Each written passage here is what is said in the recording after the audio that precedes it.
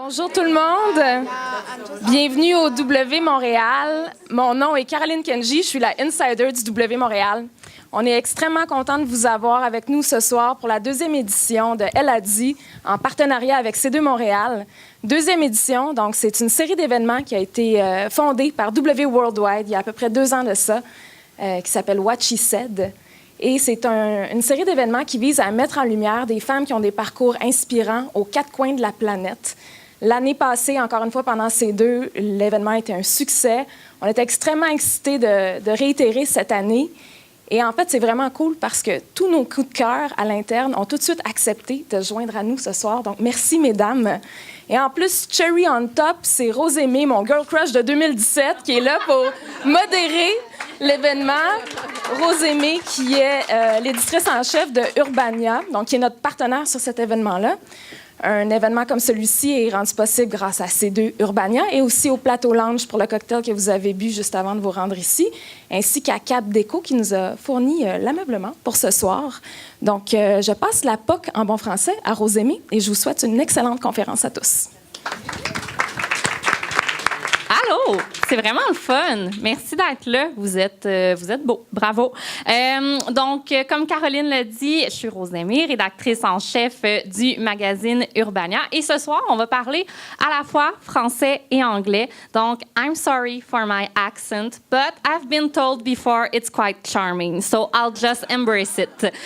On est ce soir avec des femmes qui, à titre d'entrepreneurs et ou d'artistes, ont eu à se définir une image, à se créer une marque. Puis, si on veut évidemment aborder cet exercice périlleux-là, on va le faire avec un accès backstage. On va aller plus loin. On va essayer de comprendre la philosophie derrière le branding, les défis inhérents à la séduction d'un public, les étapes et les états par lesquels on passe quand on décide de plonger, mais de plonger pour vrai. Parce que quand on se lance en entreprise, qu'on soit établi ou non, ça implique beaucoup de prendre le lead de sa vie professionnelle puis de vivre de sa passion en 2017. Bref, on va jaser. Bonjour, mesdames. Bonjour. Je vais vous présenter une à une parce que vous le méritez bien. Tout d'abord, Sophie Boulanger. Pendant une dizaine d'années, tu as occupé divers postes dans le secteur du commerce de détail et des biens de consommation, notamment chez L'Oréal, Jacob, le groupe Germain et la maison Christian Dior Couture à Paris. En 2011, tu as lancé Bon Look, une entreprise qui te permet de concevoir et de produire des lunettes exclusives pour les vendre directement aux internautes. Pourquoi? Genre le tiers du prix du marché habituel. Ton frère s'est joint à l'aventure. Aujourd'hui, l'entreprise montréalaise compte 25 employés et vend ses modèles partout dans le monde. Marie-Pierre Morin, Sarah-Jeanne Labrosse, Milk & Bone, tu es appuyée par des ambassadrices d'une rare qualité. Est-ce que pour toi, c'est important dans la création d'une identité de marque forte?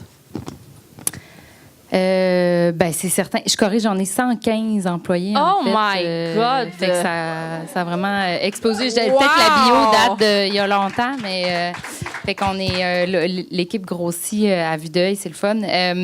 Donc, la création d'une marque forte, évidemment, parce que c'est à la base de notre produit. À la base, on est une marque. Fait que c'est sûr que je pourrais en parler plus longuement là, dans le panneau, mais c'est à la base de ce qu'on fait. Puis toutes les décisions reviennent, dans le fond, à qu'est-ce qui est l'essence de la marque, puis qu'est-ce qui est le but de l'entreprise au départ, qui est d'offrir... Je disais avec Émilie, le bon produit au bon prix à la bonne personne, puis je pense qu'en tant que retailer, de respecter son client puis lui offrir un produit qui est juste, qui est de qualité, puis qui répond à un vrai besoin. Fait que je pourrais en parler plus longuement. On va certainement en jaser. À côté de toi, il y a Amélie Béris. Amélie, tu es auteure, compositrice, interprète. Tu es aussi une musicienne autodidacte et tu as lancé ton premier album, Landing, en février dernier. Tu es montée sur scène pour la première fois en tant qu'artiste il y a à peine 1 an. Pourtant, on te connaît déjà selon ton nom de scène, Béris, et on est plusieurs à adorer ton ton folk. Est-ce que ce départ canon te donne parfois le vertige? Je mentirais de dire non, mais j'ai beaucoup plus de plaisir que de déplaisir. Tant mieux, parce que tes journées seraient longues. Tammy Emma Pépin, tu es à la tête d'émissions. On t'a vu à Tammy UK, Tammy USA. Tu as produit du contenu pour un paquet de gros joueurs comme Sidley, le Journal de Montréal, Huffington Post Québec, et tu as récemment créé ton studio de contenu un peu plus loin, qui souhaite offrir des solutions intelligentes et novatrices au monde du journalisme, des médias et de la publicité, des mondes qui ne sont pas du tout en grand changement en ce moment. Tu te définis comme une slasheuse, donc animatrice / productrice / photographe / spécialiste des médias sociaux / entrepreneur. Pour rester focus, est-ce qu'il y a un nombre limite de / qu'un entrepreneur devrait avoir dans son titre? Oui, bien, en fait, je suis en train de l'apprendre. Je suis quelqu'un à la base qui aime beaucoup, beaucoup de choses. Puis là, je suis en train d'apprendre que justement, il faut que. Peut-être j'ai beaucoup, beaucoup d'intérêt, mais il faut que je me focus sur certaines tâches. Une à la fois. Mais je pense que, tu sais, j'ai un parcours qui est très éclectique. Mais à la base, parmi toutes ces expériences-là, il y a toujours un fil conducteur, puis c'est de raconter des histoires.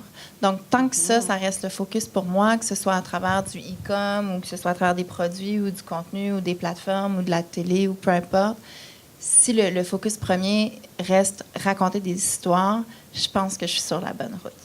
Ta route me semble correcte jusqu'à maintenant. Rebecca et Mandy Wolf, en 2004, vous vous êtes lancées en affaires sans expérience particulière en alimentation ni en marketing. Pourtant, aujourd'hui, on compte 4 succursales pour Mandy's et un food truck. Puis vos salades gourmet figurent parmi les plats incontournables d'une tralée de Montréalais. Mais Mandy, tu es chef et directrice du développement culinaire, alors que Rebecca, tu crées le concept des emplacements et diriges la gestion de la marque. Maintenant, dites-moi, sur une échelle de 1 à 10, savoir ce qu'on fait d'un point de vue technique quand on a une bonne idée, à quel point c'est important? Comme chiffre, je pense que c'est à peu près un 2. Wow! Honestly, pour vrai?